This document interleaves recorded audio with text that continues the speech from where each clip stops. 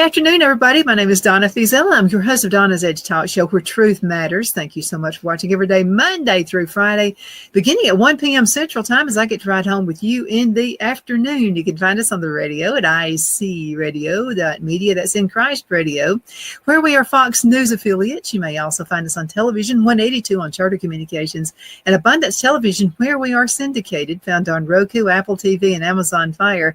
And don't forget the podcast on the newscasters.com. That's the Newscaster Studio. You can find us on all the social media sites. We're at it. We're all on every single one of them. Continue sending emails, by the way, and you will definitely have emails to send after this next guest. My email address is donna@donnasedge.com. That's donna@donnasedge.com. No apostrophe S, just like it is right down there under my name, donna@donnasedge.com. So good to be with you today. I want to thank all of our sponsors who are absolutely fabulous.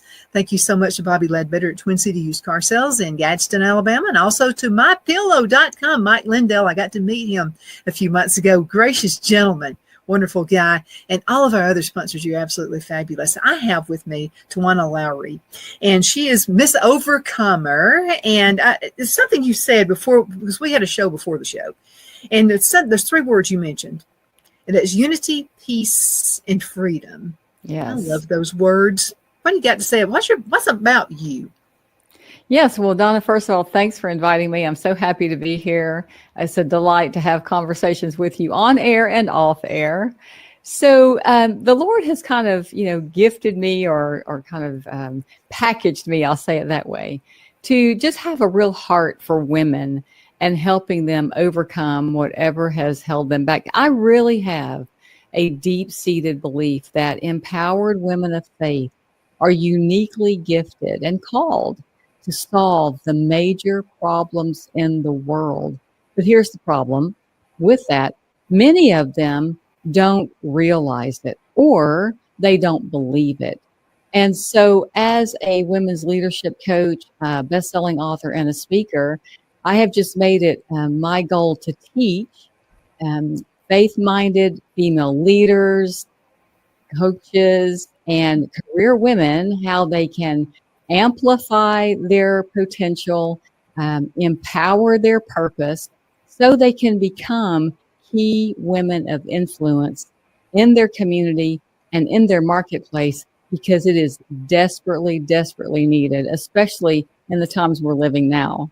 Mm-hmm. Absolutely. I wanted to ask you a question, and because Phil and I, my husband and I, used to own 8 Nextel locations. You remember those two-way beep beep phone? Okay, so we had 8 locations in Alabama. I was constantly hiring people. I would hire women that I could see the potential, but the problem is most of the times it didn't work out because they didn't see the potential. How can you help someone see their potential? Well, ultimately, only God can do that to the degree that it really needs to be revealed, correct?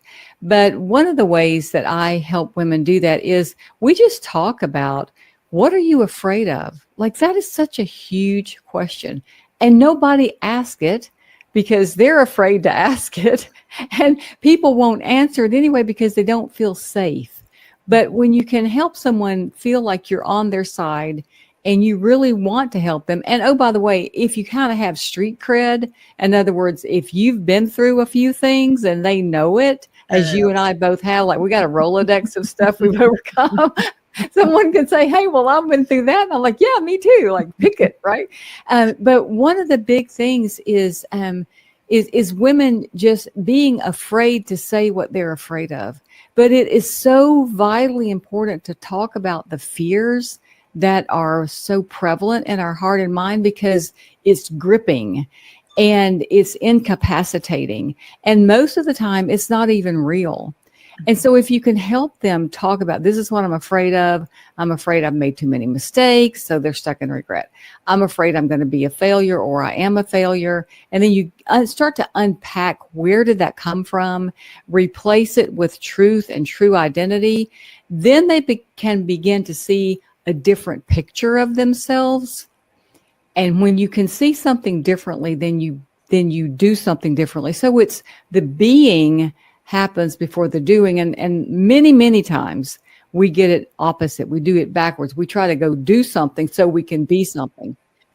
And most of that doesn't work out because we're doing in a false identity. So when you can help women, and this is what I devote my life to doing now for, the past 20 plus years, helping them be who they really are, the doing comes naturally.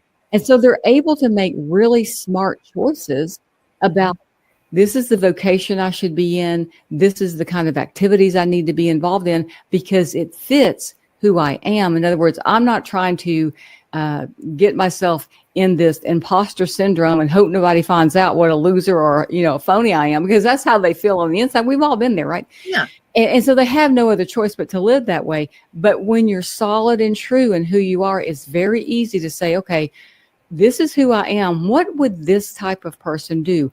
What kind of choices would this person make? What kind of vocations would this person, engage in? What kind of college degree would this person, what kind of volunteering would this person do? So it becomes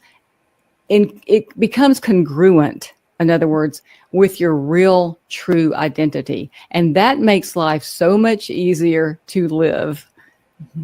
I think so too. So let's start with the person who's, and I've been this person, okay, and I still am to a certain point. I've made too many mistakes. I mean, there is no way I could, because leading by example, I've made too many mistakes. What do you say to that person? I mean, the woman at the well, remember that woman. Right. And, the thing about Jesus is she was caught up in a false identity, if you think about it. And she was hiding. She had to. He spoke her true identity to her. And in a heartbeat, she went from being the woman that was objectified by men to the woman that was leading men. Huge difference. And it happened in a moment. But getting back to your question, when we say that to ourselves, what we're really saying, and we don't know this is what we're really saying, we're saying, I am putting more faith in the power of my mistakes to screw up my life or curse my life or impede my life, whatever you want to say it.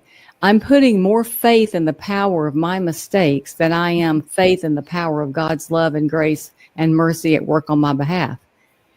And when you do that, now you're crippled in unbelief and you're actually crippled in idolatry because you've actually made your life and your decisions, you've put it above God himself, right? We don't even know we're doing that. That's right. But that is like when I was talking about dismantling the lies just a moment ago, that's a huge lie that needs to be dismantled. And I love to walk women through this process of helping them move past the regret. And they basically just pray a prayer and ask God to forgive them. I know this sounds so crazy, but all you have to do is ask God, Lord, forgive me for putting more faith in the power. Like, I've got more faith in my power. Like, God, I'm more powerful than you are. What a ridiculous thought. We don't even know we're doing it. And we do it all the time. And look, you have to be aware that you're doing this, Donna. And I practice what I preach. Look, I've had a few summers, okay? I've seen a few holidays. Let's just put it that way. You don't get past 30 without thinking, oh my gosh, I should have zigged when I zagged, right? and the enemy he loves to beat you up on that. Because if you can get caught up in this tomb of regret and shoulda, coulda, wouldas, you will never move forward. And that's the game plan. And so it's releasing the lie, confessing that you have in your ignorance, right? It's the sin of commission, or the sin of omission. Like, you didn't need to do it. It was ignorant. But Lord, I have actually thought I'm more powerful than you. So please forgive me for putting more faith in the power of my decisions rather than faith in you. Like, while I was yet a sinner, Christ died for me. So like, what else would you not do? Can you turn around my mistakes? Well, yeah. Is there biblical precedent that proves it? Yeah, there's a few of them. And so, it's asking God to first forgive me. Lord, forgive me for doing this. I cast this care onto the cross of Jesus. And Lord, resurrect in my heart the ability to put my hope and faith in your love to be a greater salvation to me than any mistake that I have made. And so, I mean, and apart from that, you really can't get past your mistakes. You can humanistically put them on pause and try to put them in a coma, but they rear their ugly head all the time. But when you deal with it by forgiveness and you go to God with the fact that you have bought the lie, you bit the hook, like you clamp down on that one really hard and you clamp down on it every day, right? But when you pray and ask God to forgive you and to release you of the lie, I'm telling you, it is so transformative. And I absolutely love to see how women's lives turn around when I help them get through that. That's awesome. Let's talk a little bit more about your biography and what led you to where you're at right now. Sure. Well, so I guess I like to say I will never forget the day that I discovered that my 25-year marriage was over. And I like to say it's amazing how one text message can turn your life upside down and wrong side out all at the same time. And so that was, just a horrible moment. And I guess it was compounded by the fact that just 6 months prior to that, my mother had passed away suddenly from a stroke. And then a year after I realized my marriage was over, my father died. And so I just had this back-to-back kind of trifecta of like a sucker punch, like you're in a boxing ring and you're just being punched to death. You just don't know if you can stand back up again. And that's kind of how I felt. So the day after my dad's memorial, I was looking at some pictures, some family pictures that were on the credenza, just trying to recall some happier moments. And I remember putting that picture, placing it back around the other pictures. And all of a sudden, I just had this nauseating feeling, Donna. And I looked at all those pictures on my credenza, which was for women, it's like your trophy case, like all the holidays and the Christmases and all that, that's my trophy case. And I looked at my trophy case and pretty much every trophy was tarnished. And I saw a life I was never going to have. And part of it was kind of a delusion anyway. It was so overwhelming. I couldn't take it. So I dropped to my knees on the hardwood floor, right? It's never the carpet or the rug. It's always a hardwood floor. And I dropped to my knees on that hardwood floor. And I remember just being so overwhelmed by it all. And I started just crying out to God, look at all I've overcome. Look at all I've overcome. And I literally could not stop saying it. And I'm crying and crying. And I said, look at all I've overcome. And I wasn't just talking about my parents dying back to back and my marriage, my second marriage ending, right? So I was talking about everything that had happened in all the years prior, like being raised in domestic abuse. I was date raped at 15 and forced to have an abortion. I got married early in my 20s, had a baby, then divorced and single parent, living below the poverty level, right? My friend at church had to take up a collection to help me make my car payment. And then another divorce. And then from there, 2 bankruptcies. And it was just so much I couldn't take it. And all I could see was the problems. And so after a few minutes of saying that, I was exhausted. And God said to me, Tawana, did you have to overcome all of that? Or did you get to? And I went, what? Like, I've never thought about it like that.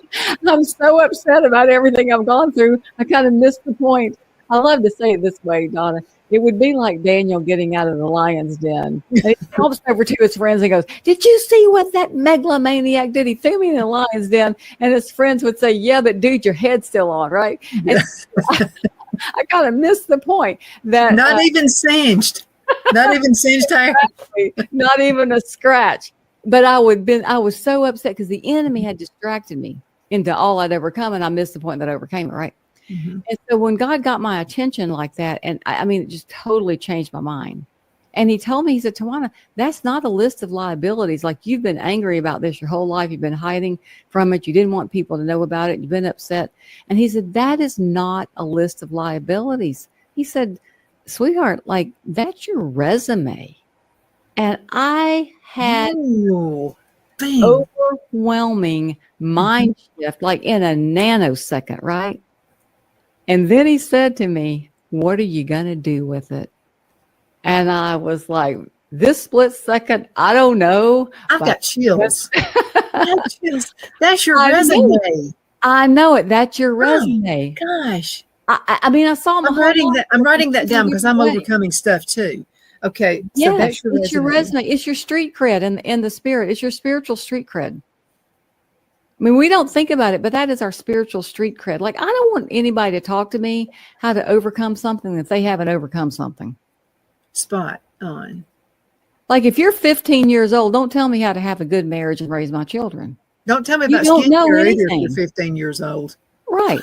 And so, like, if at least you haven't admitted that you've been through something and tried to get to the other side of it, we don't go through this stuff for no reason. Like, it's not just random because the world's against us.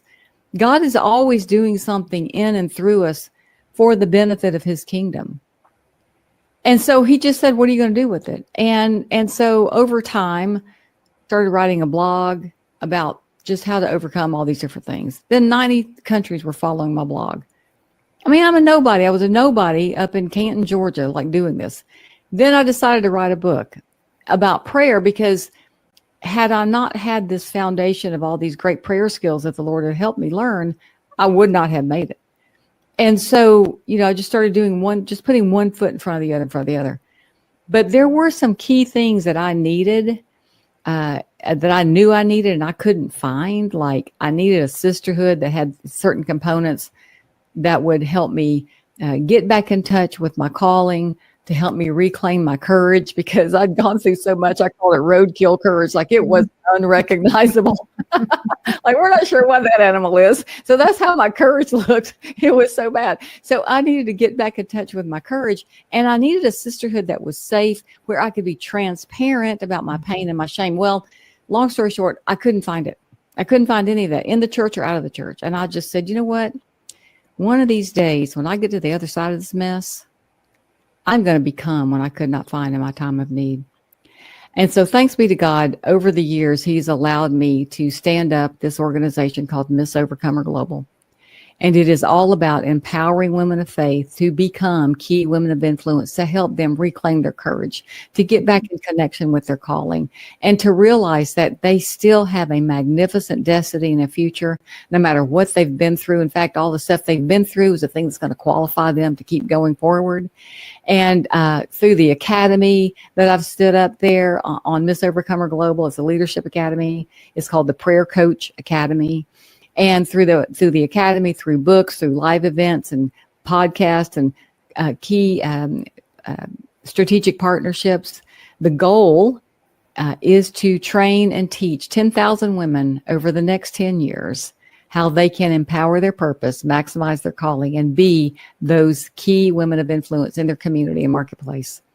Well, I think you can do it, and through God, you can do this. So, but let me ask you a question, because this is from someone who has made some mistakes, and I have a hard time going to church myself, because there's so many naysayers in there that will point fingers. A lot of stuff I haven't done. It's been lies that have been told, but I'm having to kind of like jump the hurdles of lies, and it's been by my sister of all people, who is very religious in her church. She teaches a women's Sunday school class. She also does a choir thing. And she does all this kind of stuff. It all really looks good on the surface. And I look like the bad guy because I'm so disgusted.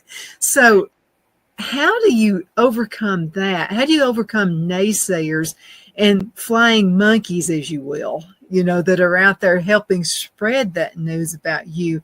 Some of it's true, of course, but most of it's not.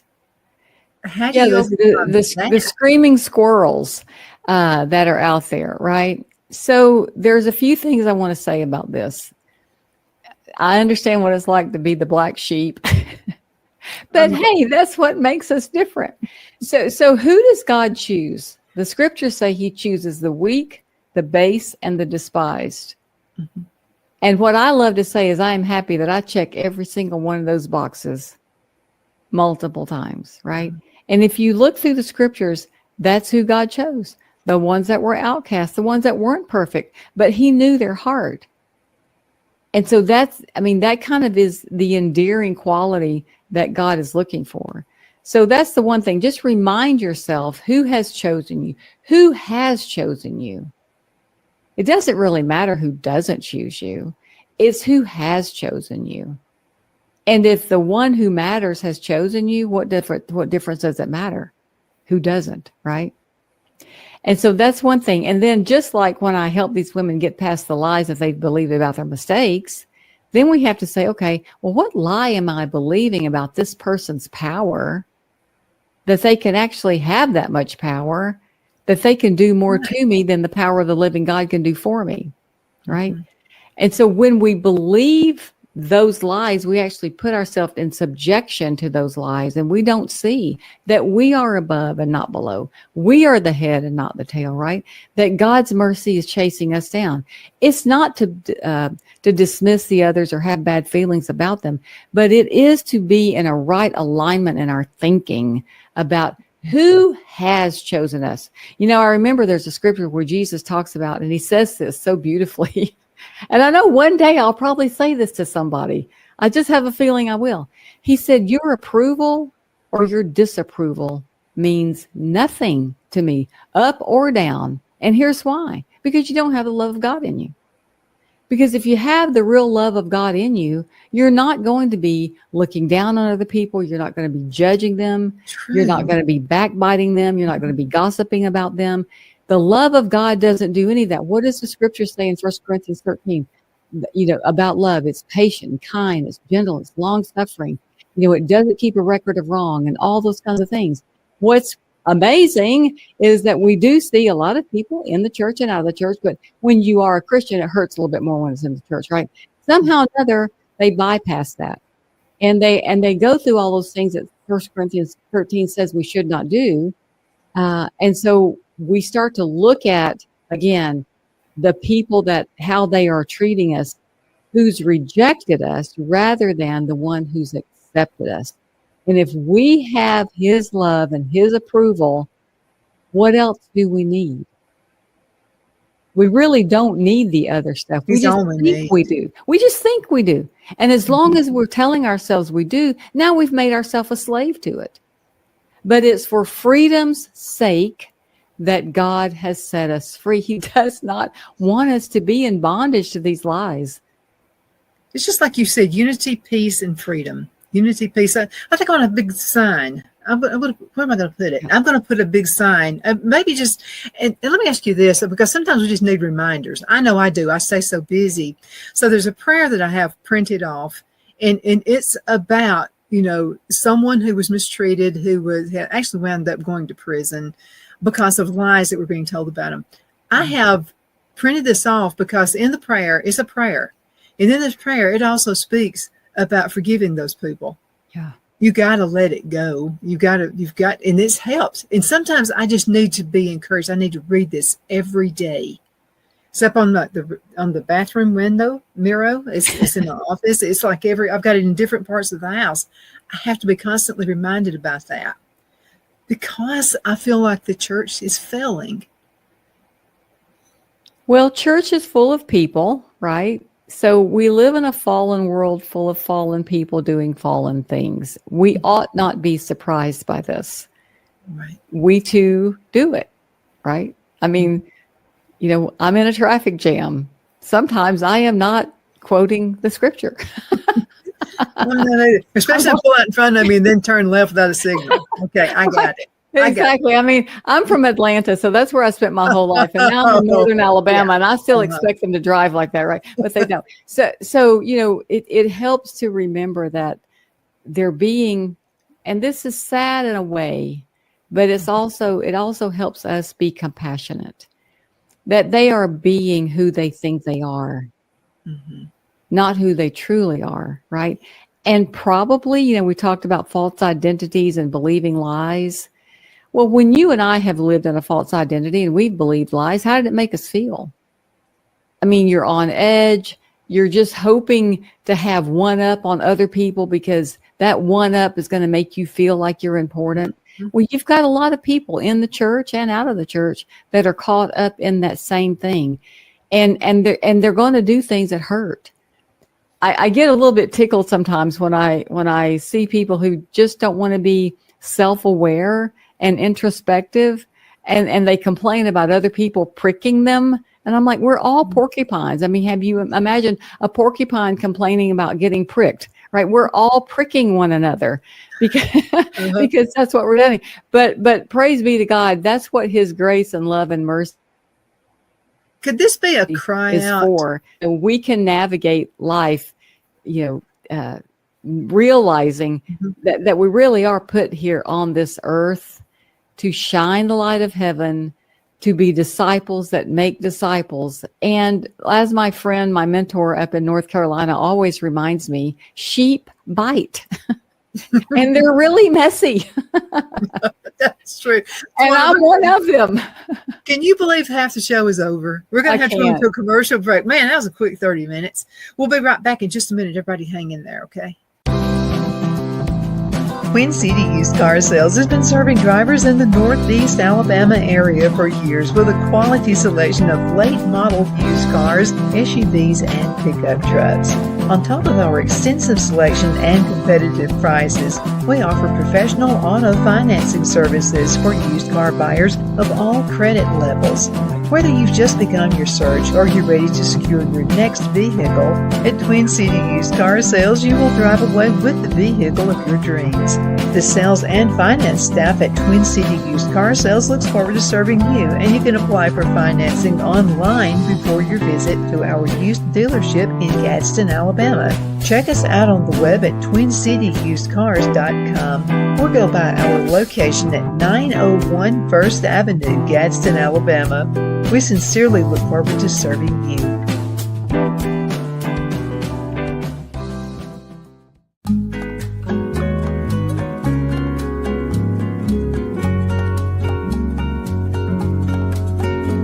At Lamone's Mexican Restaurant, located in Henniger, Alabama, and voted Best Mexican Restaurant of the Cobb County, Alabama 2020, we're here to serve you with authentic Mexican cuisine. Order easily online by going to lamonsmex.com or call 256-657-3999 to place your order. We're open Sunday through Thursday, 11 a.m. to 9 p.m. and Friday and Saturday, 11 a.m. to 10 p.m. Whether you're celebrating a cozy date night for two or a celebration for a crowd, at Lamone's you'll love our atmosphere and friendly servers. Thank you for dining with Lamone's Mexican Restaurant.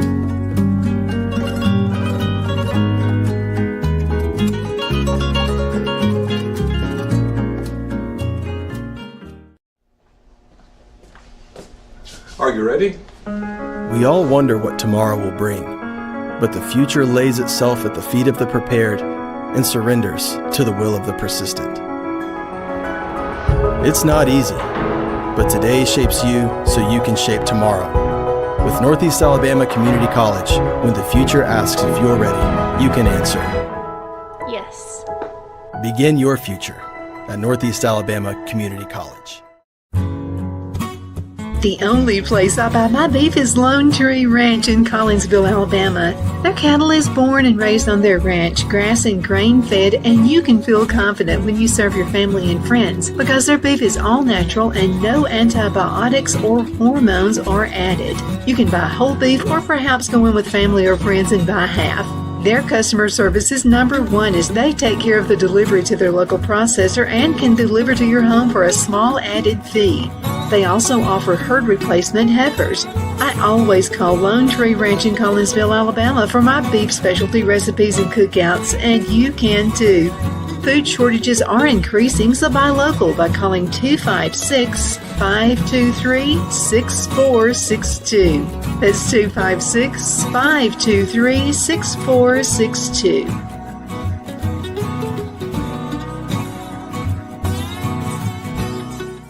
Because of your overwhelming support, our 1488 MyPillow has been one of the biggest sales in MyPillow history. I couldn't think of a better way to say thank you than to extend our wholesale pricing through Christmas. Get a classic standard MyPillow for only $14.88. Upgrade to a queen size, just $18.88. King size, only $1 more. Get my body pillows for only $29.88. And ready? Multi-use My Pillows, only $9.88. It's perfect time to stock up for Christmas gifts for everyone on your list. Go to mypillow.com or call the number on your screen. Use your promo code to take advantage of our wholesale pricing, including my classic standard My Pillows, only $14.88. But that's not all. I'm so confident you're going to love our classic My Pillows that I'm going to extend my 60-day money-back guarantee until March 1st, 2025. Plus, orders over $75 ship absolutely free. We're back. My name is Donna, and I'm your host of Donna's Edge Talk Show, where truth matters, and that's why we have Tawana with us right now. Thank you again so much for being with us. You can find us on the radio at iacradio.media. You can also find us on television, Channel 182 Charter. We're also syndicated on Abundance Television, found on Roku, Apple TV, and Amazon Fire. And don't forget the podcast on thenewscasters.com. Tawana is with us right now. Let's talk about the Academy. Yes. So what's going on with that? How does everybody get involved? Yes, right. It's called the Prayer Coach Academy. And I'm just going to say it like this because it's the plain truth. That is where you're going to learn the top skills that are going to be needed in 2025.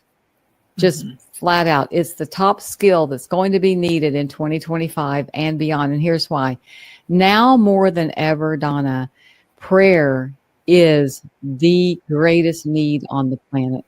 And yes, some people are happy about the election, but you know what? It doesn't really matter because the need of the human heart is there regardless of who's in the White House or who's in Buckingham Palace or what have you, right?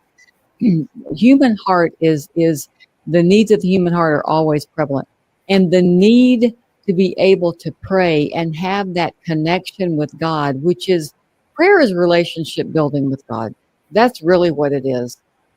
And the ability and the need, it's the greatest need on the planet right now. Now, conversely, or in addition to that, the need to hear God's voice with clarity and confidence is the greatest desire of the human heart. So imagine someone who can help others, whether it's one-on-one, in a coaching session, in a small group, whatever, that can help someone accomplish both of those things, them overcome some of life's most difficult challenges through prayer, help them connect with God's voice in a way that they've never been able to before. That person is going to have the most sought after skills on the planet. They're going to have people waiting in line to be helped by them. That's why I say, what you will learn in the Prayer Coach Academy is going to be the top skill for 2025.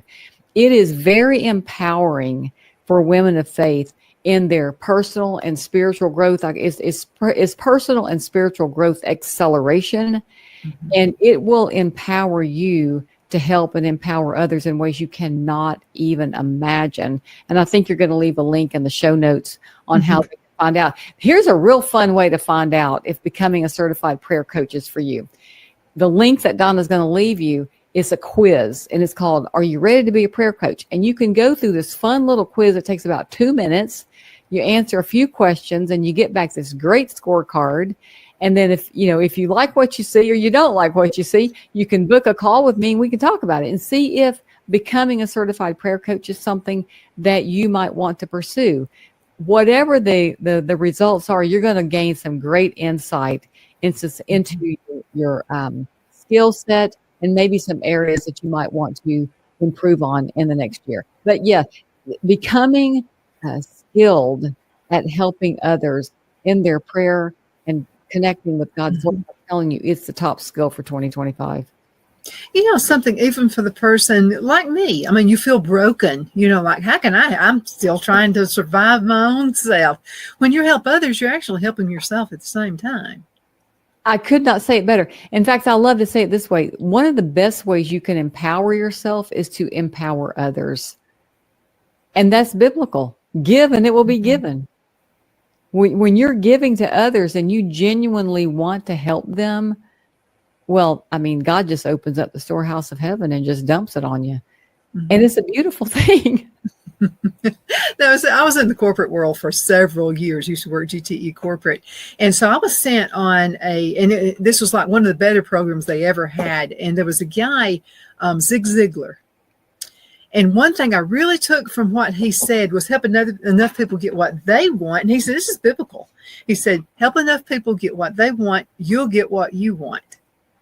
And I love Zig. just by Yes. helping other people. I mean, and if you're the type, I mean, you feel like, because I'm there too, I'm a broken person. So I'm like, well, I'm not good enough really, but really you are, because if you're helping other people, you're listening to what you're saying. The ignorance is not there so much in myself.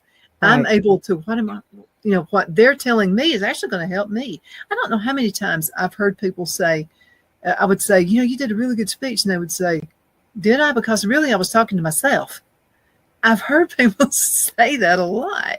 Yeah. And that's okay. Well, here's the other thing we have to be careful about, right? What is the standard we're measuring ourselves against, right? So, and this is tricky. I'm telling you, this is so tricky. I never will forget when Sarah Palin hit the political scene with John McCain. I mean, she was like a megastar, if you guys remember that. And people thought she was great. And I thought she was great too, because I love seeing women, take prominent positions. But when I would watch her, and I'm giving you this as an example of what you're saying, when I would watch her, I did not feel happy about it. I felt condemned. I felt less than it. And it just drove me nuts. So after a while, I finally went to God and I said, why is this making me so crazy? Why do I feel so put down or let down or feel like I'm less than when I see her? And he goes, because you're making her the standard to live up to. And we do this and we don't even know it. We make other people the standard that we measure our life against. And that is a recipe for depression. It's a recipe for failure. It's a recipe for imposter syndrome. Nothing good comes from that. There is only one standard, and the standard is God's love, and everybody falls short of that. So back to your original point. Yeah, okay, I don't feel like I'm good enough, but what am I measuring myself against? Am I being true to my true, authentic identity? And if I am, then God, that's all you're asking me to be. You're asking me to live in my true identity to the best of your ability, not my ability, but by your ability, helping me live in my true identity. And if I'm doing that, then I'm in the winner's circle every day. And I can be empowered to help others do the same thing. Look, we're just down here trying to help each other be who God's created us to be. The thing I love about when we can walk and live in our authentic self, there's no competition, because I'm not created to do what you do. I can celebrate you, and I want you to be crazy successful because you're doing exactly what you're supposed to do. And I can go do exactly what I'm supposed to do. And the thing that makes it beautiful is when we can collaborate together to figure out, hey, how can we help each other? How can we take our unique identity and our gifts and talents and go out there and do what I said in the very beginning of this broadcast, that we can go out there and be change agents, that we can be key women of influence, that we can solve the big problems of this world in our uniqueness, but together in unity, right? We're talking about the unity. And when we can do that, guess what happens? We bring peace. And when we bring peace, then people have freedom. And so they all work together. If we are authenticity, as I was telling you earlier, is like the endangered species, the ultimate endangered species right now. To help people live in their authentic, true identity is a beautiful thing. And this Prayer Coach Academy is one great way to get there for yourself first. And then you can help others. So like, you can't give people what you don't have, right? But if you can get it solid in yourself first, then you can help others. And then it's just a beautiful dance. I got to tell you, you're reminding me of my grandmother and my Aunt Maudie. Okay, my grandmother made the ugliest cakes on earth. I mean, they were just terrible, ugly, but they taste good.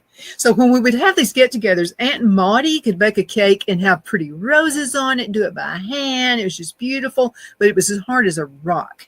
So what people would do is they would look at Aunt Maudie's cake and they would say, "That is the most beautiful cake, Maudie, I've ever seen in my life," while they were cutting my grandmother's cake. That's hilarious. Eating it. So you're absolutely right. We have these different talents that we could bring, that we're not even aware of. Yes. So imagine if the one that could to make the beautiful cake would ice the one that made the delicious cake. Man, you are spot on. Perfect. Yeah. And that's really what we're supposed to do. I can bake the cake, but I know nothing about how to make it beautiful. You can make a cake beautiful, but it tastes horrible. What if we bring our talents together and let's make the greatest cake that's the most beautiful thing in the world and tastes so fabulous that people can't not want it? And see, that's the thing. When we can do that, people want it. They want what they see. But you talked about the church a moment ago, and just to wrap this up real quick, I think the church is doing itself a disservice in a lot of ways. And this isn't just across the board, everybody. I'm not saying throw the baby out with the bathwater. But in a lot of ways, the church is doing itself a disservice because it has so denominationalized itself that it's kind of missed the point of the beauty of working together, not for the sake of building an empire, but for the sake of building a kingdom and advancing a kingdom. And I look forward to the day that some of those walls can come down so that, the church in itself can rise up and really be this beautiful, shining beacon of hope that it's supposed to be. I'm all for that. Okay, so if someone wanted to be a prayer partner, if they wanted to help in any way, how do they get in contact with you? Yeah, so you can go to missovercomer.com, MISS, like Miss Universe, but way better, missovercomer.com, and you can connect with me there. You can also go to my Facebook group is at Miss Overcomer. My YouTube channel is Miss Overcomer, Instagram at Miss Overcomer. So any of those ways, feel free to reach out to me. And don't forget to go take the quiz. Find out if prayer coaching is something you might want to jump into and see if it fits. It might not, but it might. I'm going to do that. I'm going to take the quiz. It'll be the weirdest one you've ever seen. But anyway, I'm going to take the quiz. I wanted to ask you a question because I think about Mary and, the woman at the well. And I think about the woman at the well a lot because I've made a lot of dumb, stupid mistakes. And I know a lot of people have, not as many as people have said, but anyway, I have made sizable ones. Okay, what if she had not come to herself? What if she had not talked to Jesus? How many lives do you think would have been affected in a bad way had she not been the head leader of this and turned her life around? Yeah, it's a great question. I think the biggest tragedy of what if she hadn't would have been her own life, right? She would have spent the rest of her life hiding in a false identity and never really having the impact. Who knows all the lives that she changed, right? But she would have been stuck in a false identity for the rest of her life and missed her calling and missed her purpose. But here's what's beautiful. She didn't go after God. He went after her. He went out of his way to go engage with her. And that is who Jesus is. That is his nature.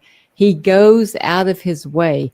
And the real challenge that we have to realize, and I think I said this earlier, who are we going to believe? Are we going to believe the lies? This is what's interesting, Donna. People say, well, I can't hear God's voice. But they're listening to the voice of the enemy all day long and they're agreeing with it. They have no problem with that. But if God were to speak to them, they're like, I'm not really sure about that. That's crazy. It should be the opposite. But God is always pursuing us and always wanting to speak to us. One thing I like to do, and I don't do this every morning, but I try to, is when I am having my devotion and prayer time and meditation time, I have my journal and I say, 3 questions. I asked 3 questions. God, what do you want me to know about you today? The next one is, and then I just listen. He will always answer that question. The next one is, God, what do you want me to know about myself? And then the third one might be, what do you want me to know about either a meeting I'm supposed to have, a person that I've just met, a new opportunity, or, a friend or whatever. God, what do you want me to know about? And then fill in the blank. And I am telling you, those are questions that God will always answer, and he loves for us to ask him. And so, we might could say, Lord, show me, or what do you want me to know about where I am putting my faith right now? As a matter of fact, God, why don't you just speak to me about where I'm putting my faith and who I'm putting my faith in other than you. And then just listen. And what's beautiful about that, Donna, is there's never any condemnation with it. Never. It's always revelation and transformation. So I think about that woman at the well. Jesus pursued her, right? And she kind of threw a little bit of a hissy fit on him. She kind of gave him what for? Like, you're just one more man who's going to objectify me. But, right? And she was already mad. And he kind of, if you go back and read the scripture, he kind of got an earful from her. And which I love that. But when he spoke to her about who she really was, it completely changed her life. And that's really what God wants to do to us every single day. And we need to be reminded every day who we really are. And it helps sometimes to just read a list. This is who I am, and this is who I'm not. And that's so empowering to help us go forward into the day, no matter what comes our way, right? We can go forward solidly in God's love and in who he's called us to be. That's amazing that sometimes we don't listen to ourselves, do we? I don't. I don't know what I'm saying half the time. So okay. And you have a microphone. So what I did is I was working with radio stations, and because we had moved from Charlotte, North Carolina, so I didn't have the studio. COVID hit, and then I couldn't go to a studio. I couldn't do anything. I have asthma, so the person who owned the station said, I want you to do this out of your house. You're making me nervous. I'm afraid you're going to get COVID. And I'm saying, I'm not disciplined enough. I was battling that. I was just like, no, I'm used to being structured. I'm used to going to a place, having the show, been doing this for almost 20 years. I have to have a place. And she said, well, a lot of talk show hosts are doing this out of a spare bedroom, and it looks like a studio. And so I'm going, well, I guess I'll have to. You're telling me to leave. And so I left. Best thing ever happened to me. The absolute best thing. I talked to my sponsors first to make sure they were okay with it. They all followed me, which helped tremendously to make this idea. But we're just afraid to go out on our own. Because we don't feel like we're good enough. You know what I mean? No, I've got to have my box. I've got to be inside this box. And I was in a box, and I'm so glad I'm not in that box anymore, Tawana. Amen. Oftentimes we don't need what we think we need. The biggest thing we need to do is just take a step of faith. Mm-hmm. That's the biggest need. And then talk to God about why we're scared out of our mind. Right? Because so many doors have opened since then. I've got, like for a sponsor, I've got like Mike Lindo with My Pillow is one. I've got nationwide sponsors now I wouldn't have had I stayed in that little box. So, okay, help folks like me. Okay, how do you break out of the box? Well, first you have to cast all your cares onto Jesus. That's step one. I talk a lot about 2 things that we often do that sabotage our prayer life. And one of them is not casting our cares onto God. He said, cast all of your cares onto me because I care for you. And so what you're describing is feeling not good enough, or fear, or comfort zone, whatever it's called. Mm-hmm. If it's impeding you from moving forward, or it's creating anxiety, fear, confusion, cluelessness, frustration, check the box, whatever, discouragement, whatever. That is a burden. It's a burden and it's a care. And guess where it belongs? Not on your back. I mean, you don't get any award in heaven for carrying a load that doesn't belong to you. So, God's not going to give you a jewel in your crown. Oh, so what a great job of you taking on responsibility that I never intended for you to take. Exactly. That just isn't going to happen, right? Uh-huh. I mean, that's humanism. That is just humanism. It's empire building. It's the way the empire works. It's not the way the kingdom works. And the kingdom is the only one that's going to last, by the way. So we need to get used to operating that way. But we cast everything, I say, no matter what it's called, no matter how small, we cast it onto the cross of Jesus. We put it in his hands. Well, I love to say it like this. So let's say I'm clueless about something, and that happens often. I have no shame to say I'm clueless, right? But look, this is my first trip to the planet. I've never been to Earth before, so I have a lot to learn.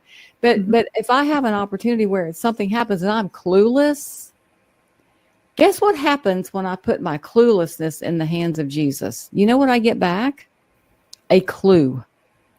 If I give him my cluelessness, I get back a clue. I can do a lot with one clue from God. I can run for years on one clue from God. So if we're discouraged, we put our discouragement in God's hands. Guess what we get back? Encouragement. If we put our frustration in God's hands, guess what we get back? Peace. So do you want to keep carrying this? Is it bearing any good fruit according to what the scriptures say? Love, joy, peace, patience, gentleness, goodness, kindness, self-control. If it isn't, then there's a place that it needs to go. It needs to go onto the cross. It needs to be put in God's hands. That's why he said, cast all, not some, all of your cares on me. Why? Because I care for you. Like, I care for you so much. I don't want you to be burdened with this. I have something so much better to give you, but I can't put it in your hands when they're full of something else. So that, I would say that is the step one. Just say, okay, God, this is all I got. Is feeling discouraged, feeling unqualified. I'm going to give it to you because I think you've got something better for me. And I want to move forward more than I want to be stuck. And see what happens. I've asked myself this own question several times. What makes me think I'm smarter than God? I mean, why would I even go there? I mean, why am I putting so much mileage on my shoes, doing it my way? But because I'll have to tell you, Tawana, anytime I've done anything my way without asking God for guidance, it has been royally blown up in my face. Yeah. It happens all the time. Why do we not ever learn from that? Well, we're human, right? And sometimes we have a great, let's say, propensity, or we have a great capacity for pride. And a lot of it is pride. We don't want to say we can't. But the truth is, Jesus said, apart from me, you can't do anything. And it doesn't mean you can't get up, brush your teeth, but to do anything of noteworthy that's going to be lasting, we can't do it apart from him. But he's not saying we can't do it. He's saying we can do it collaboratively with him, right? Because he knows how to give us what we need, how to direct our steps, and how to give us the rest and peace and assurance that our souls need as we're walking forward. But sometimes pride gets in the way, and some people have a greater capacity for pride than others. I'm not saying you have a great capacity for pride, but it's humanism, and it's the American spirit. Like, you got to shut up on your own and get out, and ride the horse off into the West. Most of them got shot.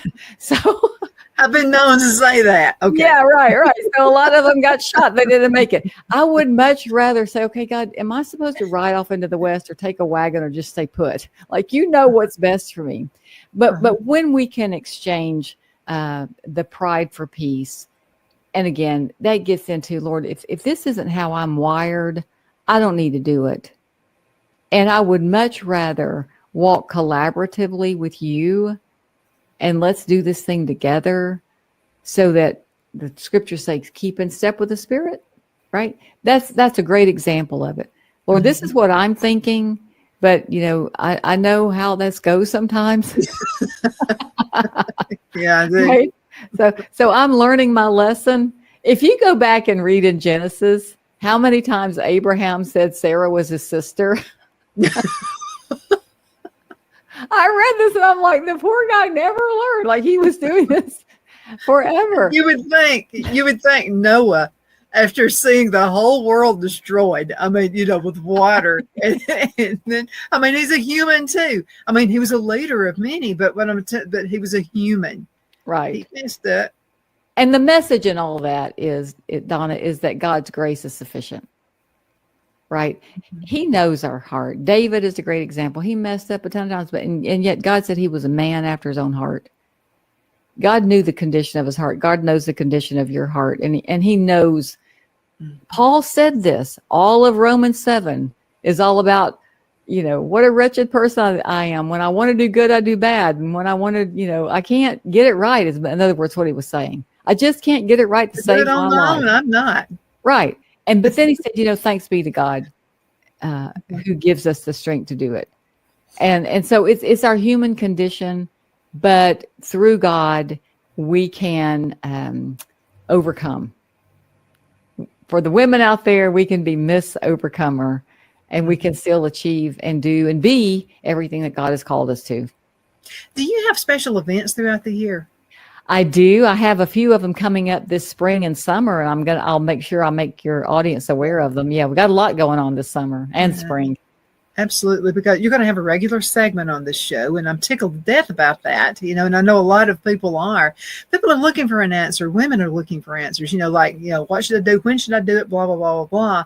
And so it's going to be a lot easier. So let's talk again about if you would like to be a prayer coach, what do you do?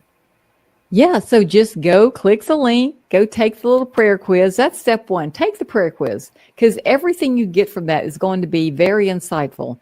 And then book an appointment. You can get a free call with me, and we'll just talk about your goals, your dreams, your results from the prayer quiz, and what you think your best next steps might be. Now, Donna, I do also want to say that I'm going to be doing a mastermind right after Thanksgiving about how to have a happy mindset for a happy holiday. Oh, yeah. Yeah. So I'll make sure that I send you a link to that. But yeah, that's going to be coming up right shortly after Thanksgiving, how to have a happy mindset for a happy holiday. And it is about, let's go ahead and get prepared in our mind, before we go through this. Supposed to be the most wonderful time of the year, but that's just not the case. For most people. It's not in my family. I dread the holidays. Yes, and most people do. Yeah. But you know what? We don't have to be that way this year. It can be different. Mm-hmm. My husband, the best holidays we've had is when it was just my husband and me. We just take a trip somewhere.